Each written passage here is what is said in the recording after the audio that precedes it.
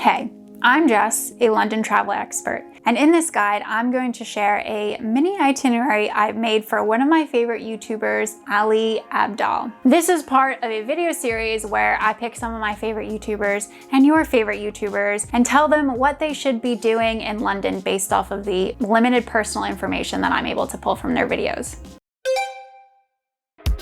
The hope is that they'll maybe be able to use the itinerary, but for all of you watching, that you'll be able to pull some tips and inspiration for your own trip as well. If you don't know Ali Abdaal, he is essentially a productivity YouTuber because he used to be an NHS junior doctor and also ran his YouTube business and also other businesses. So he was like killing it at life. He still is killing it at life. So he shares how to be as productive as possible so you can also kill it at life. Ali lives in Cambridge, so for this itinerary, I'm considering that he would probably do maybe like a weekend in London from Friday until Sunday evening.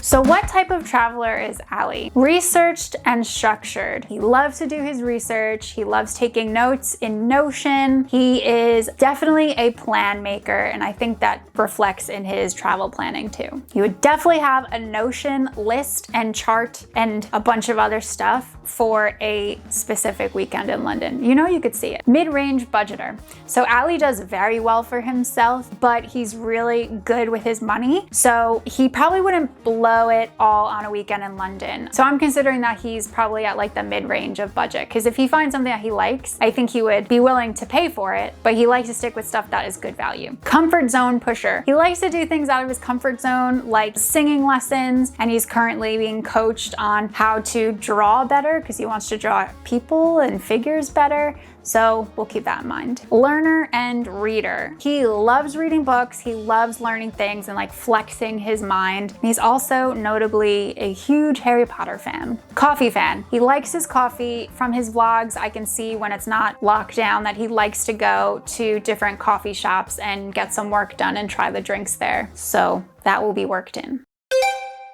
What time of year should Ali visit? Coming from Cambridge, he could technically do a day trip, but if he was gonna stay for a weekend, I would say late October is probably a great time to go because prices for hotels are gonna be cheaper and there's going to be a lot less crowds, and hopefully it won't be too cold.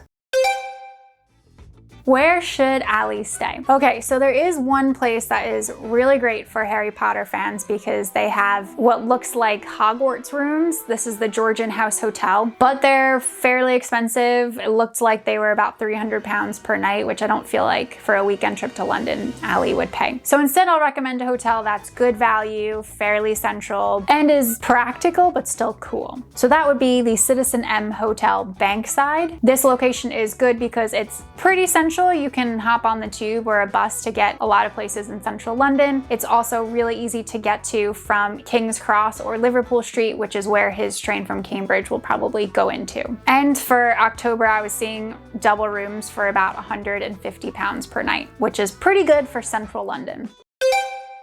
Things for Ali to do in London. As mentioned, Ali's getting some coaching on drawing, so I thought it'd be really cool if he did a life drawing class in London, but there's one that is above and beyond the rest of the life drawing classes. The Neon Naked Life Drawing class happens in venues all around London, and it's very cool because the models are drenched in neon paints, and then they turn a black light on so you can see them, and the artists get to use neon glowing pastels and pencils and chalks, which is so cool. It's very unique and is probably something that you won't be able to find anywhere else in England. I also feel like Ali would be interested in attending a public lecture at one of the universities in London. A lot of the universities do these public lectures at different times of the month and of the year where anybody can join, and the lecture is on all different topics, but you can listen to somebody speak about this topic and then you might be able to get involved in the Q&A or even the debate, and I feel like for certain topics, Ali would like that. By the way, everything I'm mentioning in this video, there will be links to where you can find all these things in the description box. Finally, for the evening, I have something that's very Harry Potter. It is the Wizardry Quiz Night. It happens only once a month, so it would depend on if it was happening when he is in London, but it's a pub quiz that everybody gets dressed up for and Harry Potter / wizard stuff. They have potions and like spell making things. I don't know. I think you can imagine what there is. There's the chances to win prizes for winning the quiz or for having the best costume. But the best part about all of it is that the money that is raised that evening goes to charity. And even if that's not happening the weekend that Ali's in town or that you're in town, there's a bar cafe I'm gonna recommend you that is called Drafts, and there's one in Waterloo. That's the one I would say that Ali should go to because it's not too far from his hotel. But it's essentially a board games cafe and bar. So you can go and play games with all of your friends there, and they have over 800 games in their games library. Whoa.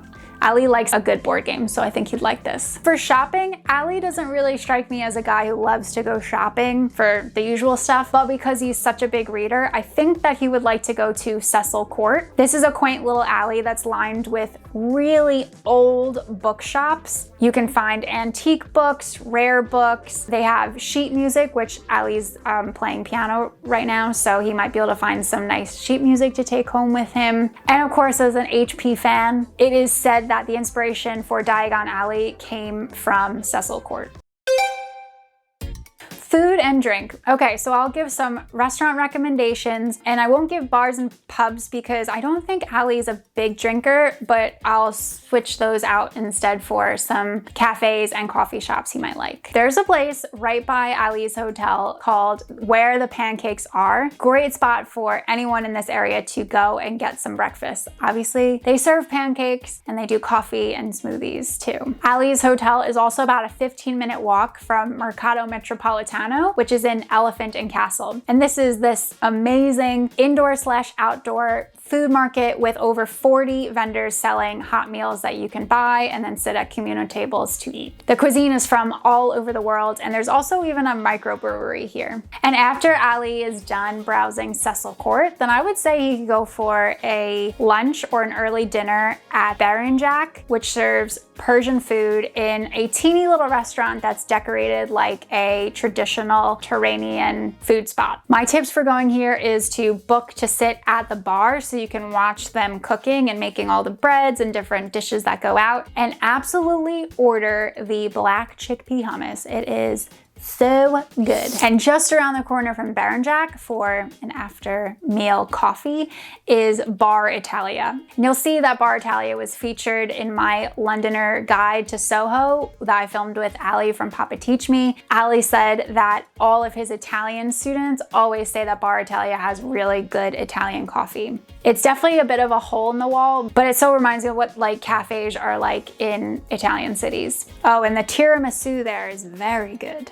And finally, on Sunday, if Ali takes his train from King's Cross Station, I would say he should definitely get his last meal at Mildred's. Mildred's is a vegetarian and vegan restaurant, but the food is so good. Ugh. A couple of my favorites are the buttermilk chicken burger and the kimchi noodles, a little bit spicy, but they do change the menu seasonally, so just ask the staff what you should try and what's the most popular. They always get very good recommendations. Oh, I want to go there now, but it's locked down.